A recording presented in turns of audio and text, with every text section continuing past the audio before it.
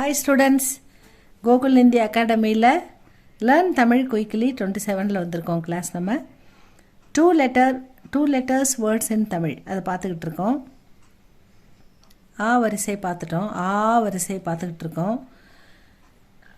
ஆ வரிசையில் சின்ன சின்ன 2 லெட்டரில் என்னென்ன வார்த்தைகள் இருக்குது, அதை எப்படி பயன்படுத்தலாம் தமிழில் அப்படின்னு பார்த்துக்கிட்டு இருக்கோம் இல்லையா.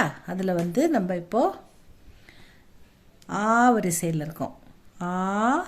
ஆவி, ஆவி. சாப்பாடு, சாப்பாடு, சாப்பாடு.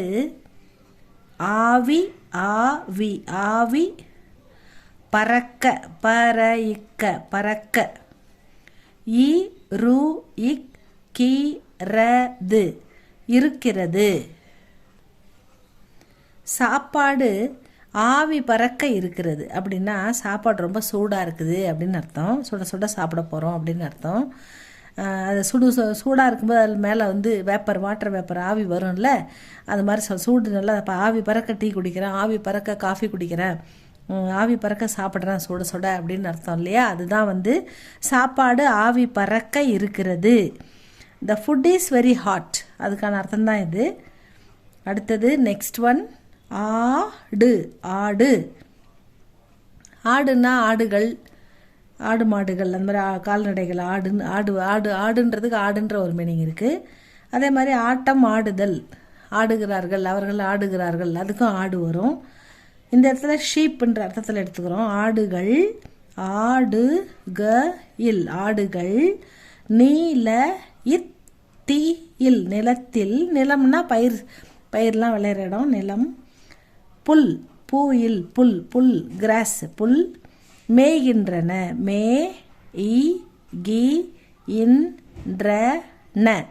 மேய்கின்றன.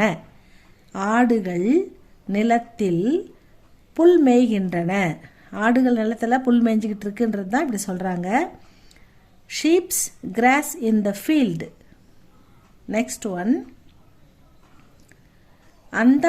அந்த பெண்கள். இங்கே ஆடுன்றதுக்கு ஆடுன்ற ஷீப்புன்ற ஒரு மீனிங் பார்த்தோம். இங்கே டான்ஸ், விளையாடுறது, ஆடுறது, அந்த ஆட்டம் ஆடுதல், அந்த மீனிங்கில் வந்திருக்கு. இந்த, அந்த. இல், பெண்கள், அந்த பெண்கள். அழகாக, அழகாக. ஆடு, ஆடு. இல், ஆடுகிறார்கள். இந்த இடத்துல சின்ன இல் போடக்கூடாது. ஆண்கள், பெண்கள். பெண் வந்தாலே லாஸ்ட்டில் பெரிய இல், கீழ் நோக்கி இல் தான் போடணும்.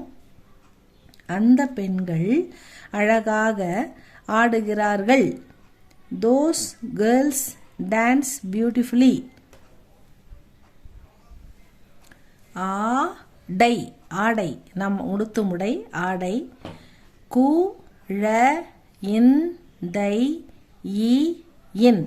குழந்தையின், ஆடை, குழந்தையின் ஆடை, ஆடை, ஆடை.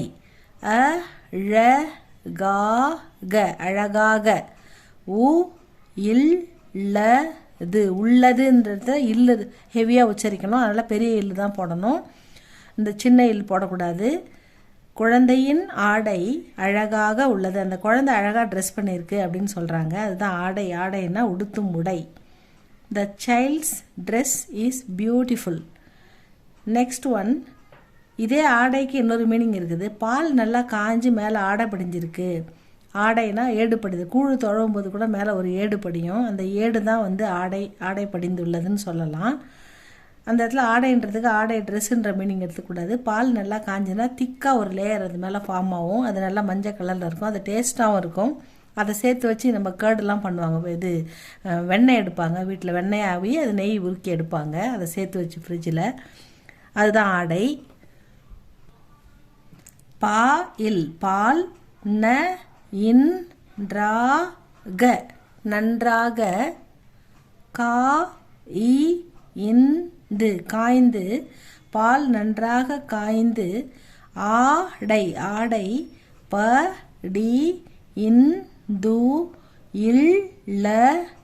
படிந்துள்ளது, இந்த உள்ளது, படிந்துள்ளது, இந்த இடத்துலலாம் பெரிய இல் வரும்.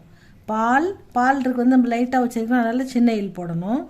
உள்ளது, இந்த மாதிரி பெண், வந்தாள், சென்றாள், அந்த இதுக்கெல்லாம் வந்து பெரிய இல் போடணும். பால் நன்றாக காய்ந்து, பால் நல்லா காய்ஞ்சிடுச்சு அப்படின்னு சொல்கிறோம் இல்லையா, அந்த மாதிரி பால் நன்றாக காய்ந்து ஆடை பெரிய ஏடு படிஞ்சிருக்கு அப்படின்னு சொல்லுவோம். அதான் ஆடை படிந்துள்ளது. The milk has dried well and stained the thick layer. Next one, last one. ஆணி, ஆணி. ஆணின்னு உங்களுக்கு தெரியும். ஆணி அடித்து தான் நம்ம ஃபோட்டோலாம் மாட்டுவோம். ஆணி அடித்து கொடி கட்டுவோம். அந்த ஆணி தான் இது.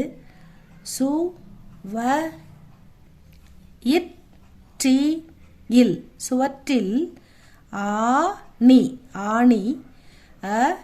டி இக் கா தி இர் க இல், அடிக்காதீர்கள். சுவற்றில் ஆணி அடிக்காதீர்கள்.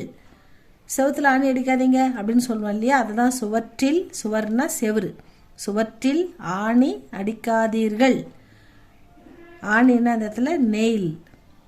Don't hammer a nail into the wall. Don't hammer a nail into the wall.